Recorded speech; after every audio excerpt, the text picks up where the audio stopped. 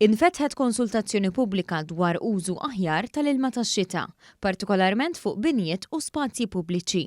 Għal din il-konsultazzjoni tħejjew linji gwida għal proġetti innovattivi ta' infrastruttura ekoloġika għal protezzjoni u l-maniġjar tal-ilma tax-xita f'ambjenti naturali, rurali u urbani. Dawn il-linji gwida huma maħsuba biex jassistu lil entitajiet governattivi u privati, kunsilli lokali, organizzazzjonijiet volontarji, negozji, professjonisti u lil pubbliku in ġenerali biex jiġi appoġġjat l-impenn ta' Malta fil-ġlieda kontra t-tibdil fil-klima.